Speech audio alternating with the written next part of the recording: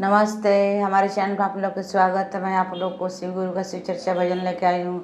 भजन पसंद आएगा तो लाइक करेगा, सब्सक्राइब करेगा, शेयर करेगा, कमेंट में बताइएगा कि भजन कैसा लगा।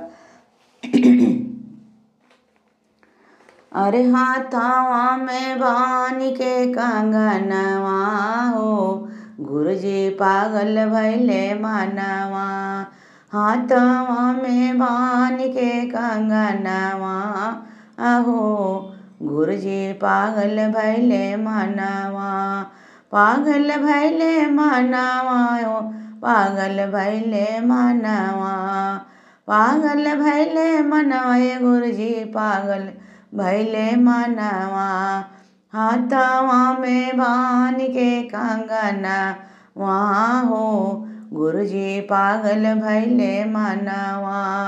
हाथवा में बान के कंगना वहाँ हो, गुरुजी पागल भैले मानवा। देख लो गुरु बहन लो और का कहता रही लो कि सोने के आसन पर, सोने के आसन अवरो सिंहासन, सोने के आसन अवरो सिंहासन। अरे पहुआ पखार भी हम अंगना वहाँ हो, गुरुजी पागल भैले मानवा। पहुआ पखार भी हम अंगना वहाँ हो, गुरुजी पागल भैले मानवा। सोने के थाली में मिश्री से मेवा, सोने के थाली में मिश्री से मेवा। अरे भोगावा लगाई हम अंगनवा ओ, गुरुजी पागल भैले मानवा। भोगावा लगाई हम अंगनवा ओ, गुरुजी पागल भैले मानवा। पागल भैले मानवा हो, पागल भैले मानवा।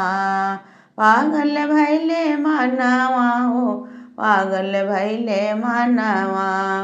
अरे सोने के कटोरी में चांदन रोरी, सोने के कटोरी में चांदन रोरी। अरे तिलक लगाई हम अंगनवा ओ, गुरुजी पागल भैले मानवा। तिलक लगाई हम अंगनवा ओ, गुरुजी पागल भैले मानवा। पागल भैले मानवा हो, पागल भैले मानवा। पागल भैले मानवा हो, पागल भैले मानवा। सोने के थाली कपूर के बाती, सोने के थाली कपूर के बाती। अरे आरती उतार भी हम अंगनवा ओ, गुरुजी पागल भैले मानवा। अरे आरती उतार भी हम अंगनवा हो, गुरुजी पागल भैले मानवा। पागल भैले मानवा हो, पागल भैले मानवा। हाथवा में बान के कंगनवा ओ, गुरुजी पागल भैले मानवा। हाथवा में बान के कंगनवा ओ, गुरुजी पागल भैले मानवा।